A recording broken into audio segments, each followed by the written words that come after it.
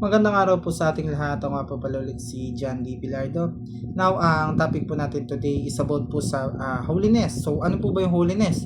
Holiness means that God is absolutely pure, completely separate from sin, and devoted to His own glory. He is not just a better version of us. He is infinitely beyond us. Yet in Christ, this holy God calls us to body holy too. Holiness is not just about avoiding holiness. It's not just about avoiding sin. It's about being set apart for God's purposes.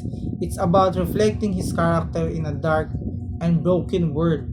Now, sabi po dito sa 1 Peter chapter 1 verse 15 hanggang 16, 15 and 16, but just as he who called you as holy, so be holy in all you do. For it is written, be holy because I am holy. Sa Tagalog po basahin natin, dahil ang Diyos na pumili sa inyo ay banal, dapat din kayong magpakabanal sa lahat ng inyong ginagawa. Sapagkat nasusulat, magpakabanal kayo sapagkat ako'y banal. So, ito po yung first teaching natin or una nating katuruan. Holiness means separation from the world. So, ang pagiging banal ay hindi lamang tungkol sa panlabas na kilos, kundi sa desisyong ihiwalay ang sarili mula sa sistema at gawin ng mga makamundo na laban sa kalooban ng Diyos.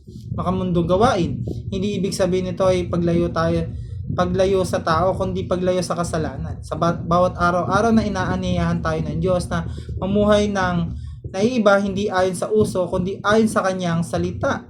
Ang pagiging hiwalay sa mundo ay nangangahulugang tayo'y pinili upang mamuhay ng may linaw, pag-iingat at kabanalan sa gitna ng isang likong henerasyon.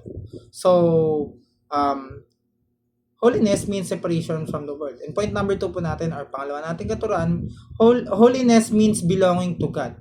Ang tunay na kabanalan ay hindi lamang tumutukoy sa pag-iwas sa kasalanan, kundi sa ganap na pag-alay ng ating sarili, ng ating mga sarili sa ating Diyos. Kapag sinabi nating banal, ito'y nangangahulugang itinanggi ng Diyos para sa Kanya. Ang puso at isip at buhay natin ay hindi nasa sa atin, kundi nasa Kanya na tumawag at tumubos sa atin. So, holiness means separation from the world. And point number 3 po natin, or huli natin katuruan, holiness is transformative. Hindi man tayo perpekto, ang kabanalan ay nagsimula sa pagbabago ng puso. Ang puso ang tunay na inalalaan sa Diyos ay may kitang may unti-unting pagbabago sa pag-iisip, sa pananalita at kilos. Ang Espiritu Santo ang kumikilos sa atin upang alisin ang ating dating pagkatao. Hubugin tayo ayon sa larawan ng ating Panginoong Hesukristo. So, sa paglalakad sa kabanalan, nararanasan natin ang tunay na pagbabago mula sa makasalanang buhay tungo sa buhay na kagalang-galang at kalugod-lugod sa Diyos. So, holiness is transformative.